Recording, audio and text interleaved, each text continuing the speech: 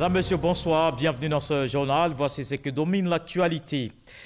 Les Rotariens veulent contribuer à la lutte contre le cancer. Ils ont réaffirmé leur engagement à renforcer les actions sociales. Il s'est tenu la 37e rencontre annuelle interville du Rotary Club.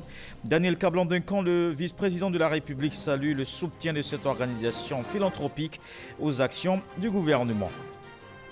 Ouverture à Paris en France du Salon international de l'agriculture, une édition qui met l'accent sur l'innovation au service du développement du secteur. La Côte d'Ivoire présente à la rencontre. Le pays veut promouvoir le modèle agricole ivoirien et tirer le meilleur profit de sa participation à ce rendez-vous dans la capitale française. Et puis les Togolais en attente des résultats de la présidentielle. Une journée électorale dans le calme. Ce samedi, 3,6 millions d'électeurs étaient dans les urnes. 7 candidats en lice, dont le président Faure Gnassingbé. Il s'est ouvert ce samedi à Sini la 37e rencontre annuelle interville des clubs Rotary de Côte d'Ivoire. Cette année 2020, l'accent est mis sur la lutte contre le cancer. Les Rotariens ont réitéré leur engagement à servir l'humanité. Le vice-président de la République, Daniel Kablan-Duncan, appelle justement à maintenir allumée cette flamme de la solidarité. Gabriel Zadi.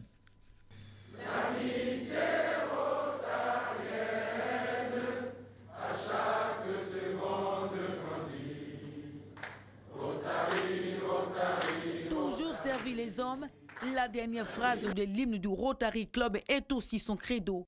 Les 39 clubs rotariens de Côte d'Ivoire, des délégations du Mali, du Burkina Faso sont à Assini pour la 37e rencontre annuelle interville des clubs Rotary de Côte d'Ivoire. Daniel Kablan-Duncan, le vice-président, est l'illustre invité de l'association. Les Rotariens réitèrent une fois de plus leur engagement de solidarité. C'est la Côte d'Ivoire qui a eu l'idée, au niveau de tous les Rotary, en tout cas africains, je ne sais pas du monde, d'instituer cet arropage de tous les Rotary du club du pays pour discuter un peu de la marche à suivre de ce que nous faisons.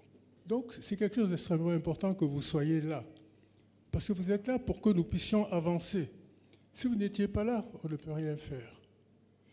Labor improbus omnia vincit, disait Virgile, le travail acharné vainc tout. Engagement de portée humanitaire et sociale, cette année, le Rotary Club d'Abidjan Akwaba, initiatrice de la cérémonie, accentuera la lutte contre le cancer du sein. En 2018, le pays a enregistré plus de 2500 nouveaux cas et sur 100 000 femmes, au moins 10 sont mortes de la maladie la même année. Le vice-président encourage les projets de Rotary Club à Abidjan. Le gouvernement de Côte d'Ivoire vous encourage à ne jamais abandonner ce noble sacerdoce. Continuez de tenir la flamme allumée du Rotary partout sur le continent et dans vos pays respectifs, afin qu'aucun jour ne se passe sans que le Rotary ne se joigne à ses frères aux quatre coins du monde pour mener des actions locales, nationales et bien sûr internationales. Qu'il me soit permis de rendre un hommage mérité aux membres du Rotary international, aux responsables et aux membres du Rotary du district 9101, pour toutes les actions sociales réalisées dans les domaines notamment de l'éducation, de la santé, de l'eau, afin d'aider les populations de notre sous-région. À cette ouverture de la journée scientifique de la 37e rencontre annuelle interville des clubs Rotary, une conférence sur le cancer, des travaux en atelier permettront de dégager des solutions pour la sensibilisation et le dépistage précoce du cancer du sein. Et au nom de l'altruisme et du bénévolat, le vice-président a été fait membre d'honneur du Rotary Club par Yinka Babalola, vice-président de l'organisation. C'est le plus haut grade que reçoit une personnalité qui n'est pas rotarienne. Yinka Babalola plaide pour plus de Rotariens dans le pays. Cette année, le Rotary Club International fête son 115e anniversaire. Le vice-président de la République était également à une autre rencontre internationale. Daniel Kablan-Duncan, hier, à la clôture du premier forum sur l'investissement dans le tourisme, les hommes d'affaires ont affiché plus de 1200 milliards de francs CFA d'intention d'investissement. La Côte d'Ivoire met en œuvre son plan de développement touristique. Des détails avec Patricia Omouetia. Le premier forum sur l'investissement touristique en Afrique a fermé ses portes ce vendredi.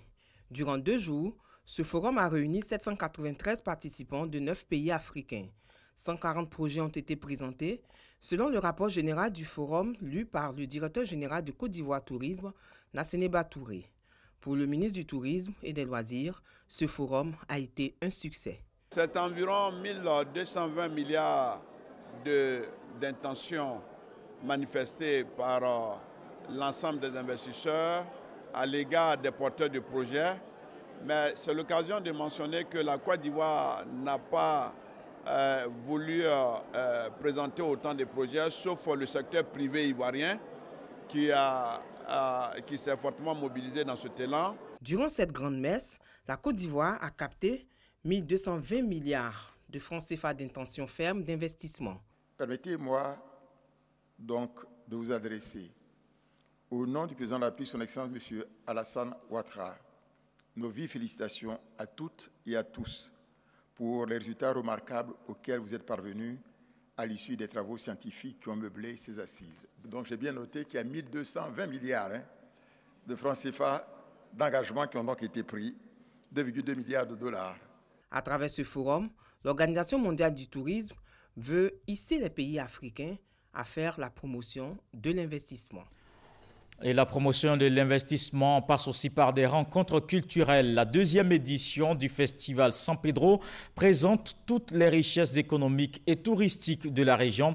Les organisateurs veulent faire de San Pedro une ville d'avenir. C'est le ministre d'État Ahmed Bakayoko qui a procédé à l'ouverture hier vendredi au nom du Premier ministre. La correspondance de Sam Konan. San Pedro aux couleurs du festival dénommé Festival Saint-Pierre, qui se tient pour la deuxième édition à la place Saint-Pierre, en bordure de mer. Il s'agit pour les initiateurs de valoriser le patrimoine culturel, économique et touristique de la région de San Pedro. Feu le président Félix Houphouët-Boigny affirmait le 6 août 1969, en parlant de San Pedro, que San Pedro c'est pour nous l'espoir, en donnant vie à une région, de fournir des emplois nouveaux en hommes considérables et aussi des terres à tous ceux qui auront le souci de les mettre en valeur, de créer en définitive un pôle de développement qui contribuera à l'équilibre de notre économie. Fin de citation. L'organisation du festival de Saint-Pierre s'inscrit bien dans la dynamique de cette pensée futuriste du père de la nation ivoirienne.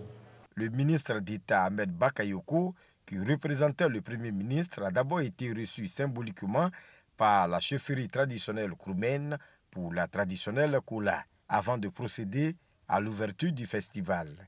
Un festival qui a lieu, selon lui, grâce à la paix. Restons un pays en paix, un pays qui se développe, un pays qui progresse, un pays qui avance.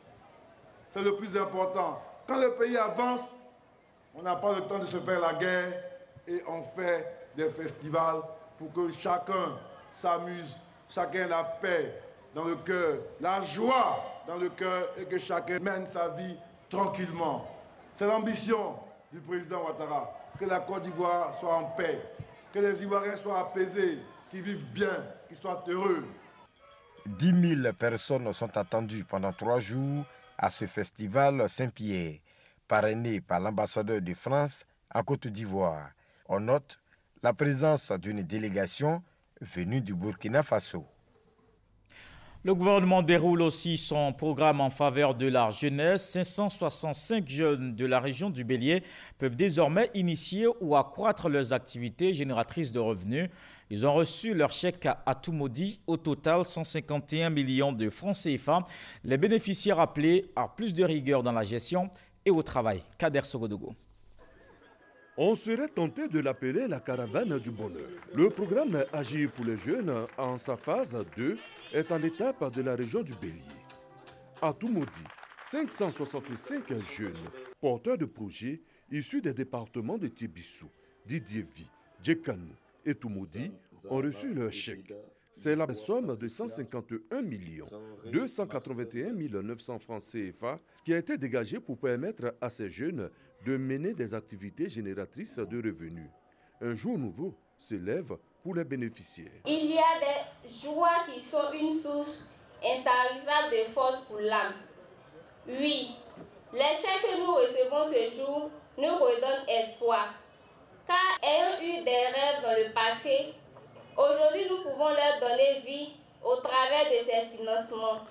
La volonté du gouvernement de se tenir auprès de la jeunesse à travers des solutions efficaces est un processus de non-retour. Dans les prochains mois, précisément à partir du mois de juin, nous allons passer à la troisième phase donc, de cette opération qui va toucher 112 000 jeunes sur l'ensemble du territoire national. Et pour votre région, en plus des 565 bénéficiaires de ce jour, nous aurons à partir du mois de juin 1644 bénéficiaires pour un montant total de 739 millions de francs CFA. Raymond Goudou-Kofi, Dr Brice Kwasi, la voix des membres du gouvernement pour saluer cette action dans leur région d'origine et pour encourager les jeunes bénéficiaires à mériter la confiance de l'État. C'est fait entendre. Ce pourquoi vous avez postulé et ce pourquoi vous avez eu la chance d'être retenu, vous devez le faire, vous devez le dérouler. Que ce soit dans l'agriculture, que ce soit dans le vivrier plus particulièrement, que ce soit dans les services, que ce soit dans d'autres activités, vous devez absolument travailler, avoir des résultats. Après le bélier, ce sera au tour du district de Yamoussoukro, 15e étape de la caravane du bonheur, à travers le programme Agir pour les jeunes. Les artisans, bientôt aux urnes, ils vont procéder au renouvellement des instances de la Chambre nationale des métiers. Le processus électoral est lancé. Le gouvernement veut avoir une base de données pour mettre en œuvre sa politique dans le domaine. Walter Amadou Ouattara. La Chambre nationale de métiers de Côte d'Ivoire, CNMCI, a pour principale mission l'organisation et la promotion des entreprises de métiers et de l'artisanat. Pourtant, depuis environ 5 années, la Chambre nationale de métiers de Côte d'Ivoire est en attente du renouvellement de ses instances. D'ici à 3 mois, cette situation va être résolue, assure le ministre de l'Artisanat Sidiki Konaté lors de la présente rencontre avec les artisans mobilisés à la rotonde de la cité financière au plateau. Des artisans qui placent beaucoup d'espoir en leur organisation après la tenue de ces élections.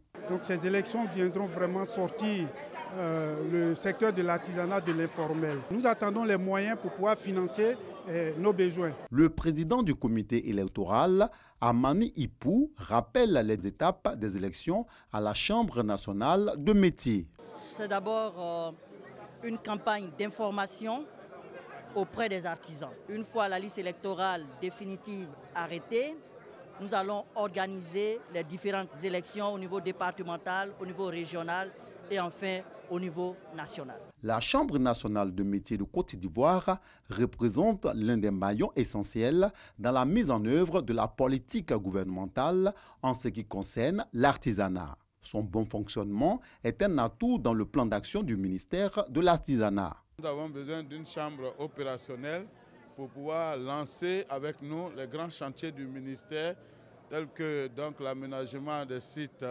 de travail pour les artisans, la question du financement et l'opération d'identification générale des artisans. Et tout ça pour nous permettre donc d'avoir une base de données fiable, des entreprises bien organisées et faire une bonne promotion donc, de ce secteur comme le gouvernement nous l'a demandé.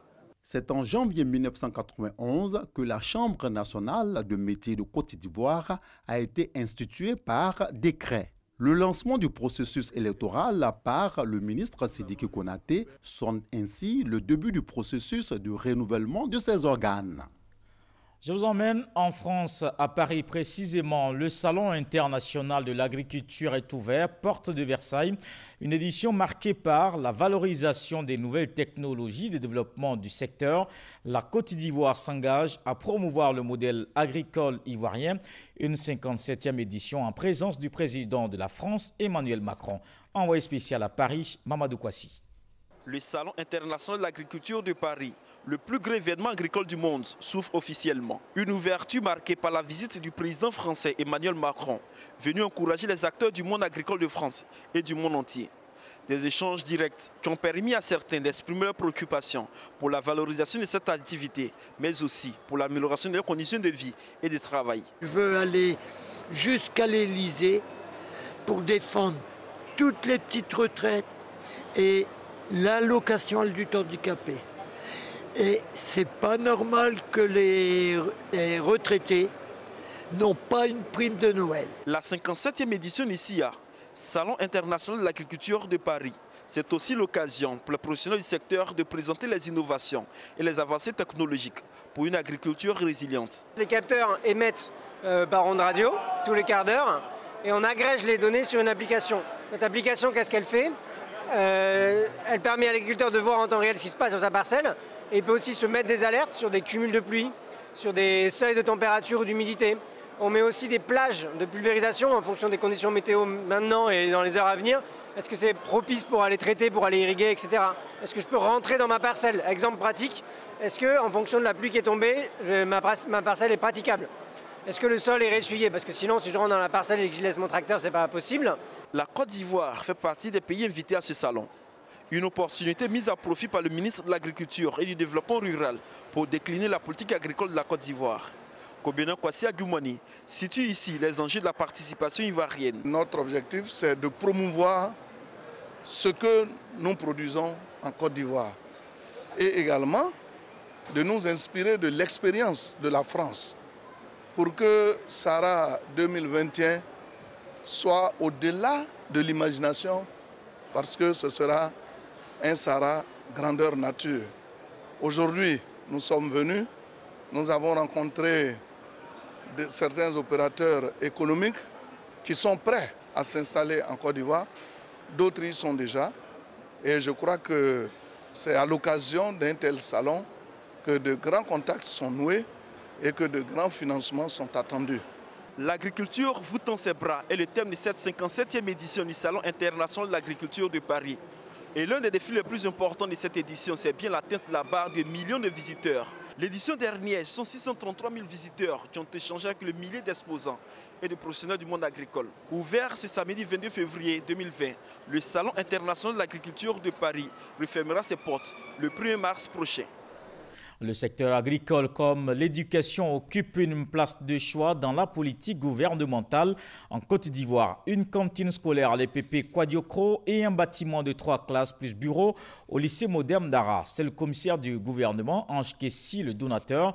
La ministre de l'Éducation nationale, Kandia Camara, a salué cette initiative à l'occasion de la réception des clés. Herman Yamien. Un bâtiment de 3 classes plus bureaux offert au lycée moderne d'Ara et une cantine scolaire pour le l'EPP Kwadiokro, village situé à 17 km d'Ara. Le donateur, le contre-amiral Ange Kessi Kwame, commissaire du gouvernement.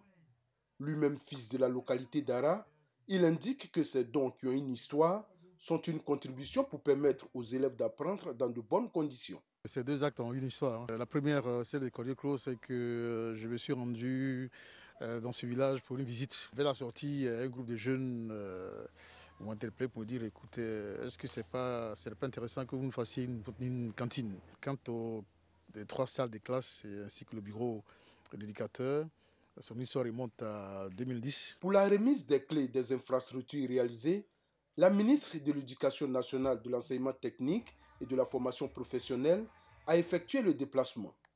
Kandia Camara souhaite que d'autres bonnes volontés emboîtent le pas au commissaire du gouvernement. C'est un cadre d'Ara qui a été formé ici à Ara, qui est un haut cadre de la nation et qui fait aujourd'hui un retour à ses parents. Donc c'est un acte que nous saluons. Ce bâtiment de 3 classes va permettre de décongestionner un tant soit peu les salles de classe du lycée moderne d'Ara. Quant à la cantine de l'EPP Kwadiokro, elle permettra aux élèves de s'alimenter sur place afin de mieux se concentrer sur les cours. Le donateur Ange Kessi n'entend pas s'arrêter à ces 2 réalisations. Il indique qu'il a également en projet la construction d'un dispensaire dans le village d'Anekro dans le département de Bongouane. Dans l'actualité politique, une organisation apporte son soutien aux actions du RHDP. Il s'agit du mouvement citoyen Amadougon Koulibaly, une cérémonie d'hommage tenue à Séguéla pour lancer les activités sur le terrain. Alassane Koulibaly, Jean-Marc Djadji. À Séguéla, dans la région du Ourodougou, C'est dans une ambiance de fête que les cadres du RHDP sont accueillis. Les populations se sont mobilisées pour rendre hommage au Premier ministre Amadou Gon Coulibaly et au président de la République Alassane Ouattara pour toutes les actions menées en faveur de la cohésion sociale, du développement local et du bien-être des populations. C'est un homme de vision, c'est un travailleur infatigable et nous allons travailler pour lui. La Côte d'Ivoire est tout en chantier. Alors c'était notre manière à nous de l'encourager, de lui dire merci, toute notre reconnaissance. Dans un élan de soutien au Premier ministre Amadou Gon Coulibaly et de promotion de ses actions, une section du MOKGC, Mouvement citoyen Amadou Gon Coulibaly, a été installée. Dirigé par Soumaro Suleiman, dit Vasco, le coordonnateur régional, le MOKGC va œuvrer pour la victoire du RHDP en 2020. Dans cette perspective de victoire du RHDP, le MOKGC compte mener une campagne de sensibilisation auprès des jeunes et des femmes. Deux franges importantes de l'électorat dans le Horodougou que le MOKGC veut transformer en voix pour le RHDP. Le Conseil national islamique appelle à préserver la paix et la cohésion sociale. L'organisation religieuse a fait une déclaration. Elle invite aussi à œuvrer pour des élections apaisées. Bitoum Bekele, Dangui Dangui. Dis à mes serviteurs de prononcer de bonnes paroles. Le démon se glisse entre eux. Le démon est l'ennemi déclaré de l'homme. C'est sur la base de ce passage du noble Coran que les imams du Conseil national islamique CENI invitent l'ensemble des Ivoiriens, notamment les hommes politiques, à préserver la cohésion sociale. Aujourd'hui, plus que jamais, les Ivoiriens doivent se donner la main. Ils doivent discuter fraternellement de tous les problèmes que rencontre la Côte d'Ivoire. Nous demandons à tous, aux responsables politiques, à tous les responsables communautaires, aux leaders d'opinion, aux hommes et aux femmes de bonne volonté, de fournir les ressources nécessaires à la préservation de la paix si chère à notre pays. El Hadji Isiaka Kamara, dans la suite de sa déclaration, appelle les autres confessions religieuses et la société civile à œuvrer pour des élections apaisées en octobre prochain. À l'endroit des confessions religieuses, le Conseil national islamique vous demande de redoubler d'ardeur dans les prières, les invocations dans les mosquées, les églises et les temples, afin que le Seigneur Tout-Puissant permette à la Côte d'Ivoire de traverser ces moments sensibles et difficiles que constitue la période électorale dans la paix et la sérénité. Le Conseil national des imams de Côte d'Ivoire a saisi l'occasion de cette conférence pour prier pour la paix. Et les artistes aussi s'y mettent, la paix et la cohésion sociale. Voilà le message qui guide la tournée de Tiken Jah Fakoly. La star du reggae sillonne les villes du pays pour promouvoir une élection sans violence. À l'étape de Daloa, il a aussi fait danser les mélomanes. On voit cela avec Issa Tionayo. Daloa, place pétanque, une foule nombreuse pour communier avec la méga star du reggae ivoirien, Tiken Jah Fakoly. Quatrième étape de la tournée nationale, élection sans gbangban. Le concert tient toutes ses promesses.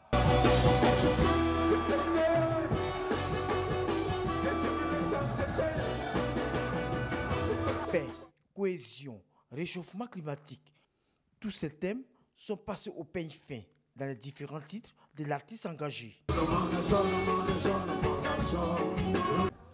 Daloa est reconnu pour être un passage pour les candidats à l'immigration clandestine. À l'endroit des jeunes, Tiken Jah passe ce message. Si toute la jeunesse avait tous fait les valises et parti de l'Afrique, alors l'esclavage n'allait jamais être aboli. Sur la colonisation,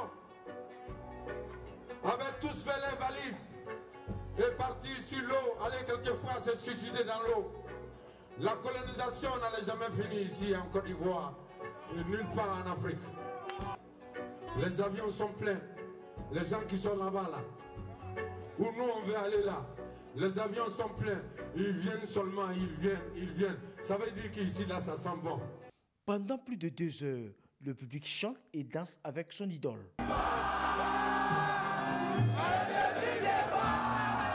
Le concert était parfait. s'amuse très bien ici. Depuis que dans le journal abattoir, vous venez regarder Fakoli, il a dit la passé cher, Fakoli, ça vous a ici venu. Tikenja est venu nous donner une nouvelle vie, une nouvelle dynamique, une nouvelle réconciliation, une nouvelle unité nationale. J'espère que tout le monde a compris la paix. Le message donné par Tikenja Fakoli, la paix, vive la paix, nous avons compris. Comme à Yopougon, Gagnoua et San Pedro, Tikenja Fakoli exhorte les jeunes à sauvegarder l'intérêt général, la paix et la cohésion. Il invite surtout toute la jeunesse ivoirienne à faire en sorte que les élections à venir se passent sans heurts. Dans le reste de l'actualité, 3,6 millions d'électeurs étaient dans les urnes ce samedi pour la présidentielle au Togo. 7 candidats sont en lice, dont le président sortant Faure Gnassingbé.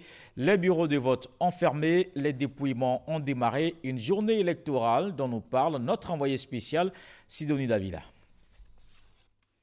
Il est 16 h, heure de fermeture officielle des bureaux de vote, quand cette dame fait son entrée dans l'un des centres du quartier Guigoli.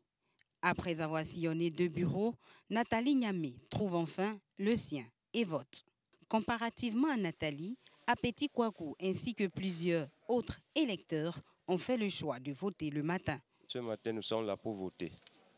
On a bien voté dans la joie et à la paix aussi. Donc ce matin, je me suis très tôt réveillé pour venir vite faire ça. Quand j'ai autre chose à faire. Ce matin, je suis là pour accomplir mon devoir citoyen, voter, choisir un candidat, élire un candidat pour le Togo, qui sera le futur président de tous les Togolais. Oui, on est venu voter pour nos biens. On est venu vite pour voter s'il y a des travaux à faire à la maison. On peut voter vite pour aller s'occuper de nos travaux. D'un avis général, le scrutin s'est déroulé dans le calme et la discipline selon les observateurs. Ce samedi 22 février, 3 614 056 électeurs ont fait le choix de leur président pour le prochain quinquennat. La CENI, Commission électorale nationale indépendante, dispose de 6 jours pour proclamer les résultats définitifs de la présidentielle au Togo. Et c'est donc la fin de ce premier tour du scrutin présidentiel. Les Togolais ont voté dans le calme pour choisir leur président. 7 candidats en lice, dont le président sortant Faure Gnassingbé. Les 3,6 millions d'électeurs étaient appelés aux urnes ce dimanche. Les plus de 9 300 bureaux de vote du pays ont fermé, comme convenu à 16 h. Heure locale, les dépouillements ont démarré dès la fermeture des bureaux et les résultats sont attendus. Ce journal est terminé. Merci de l'avoir suivi. Je vous retrouve demain avec beaucoup de plaisir. Bonsoir.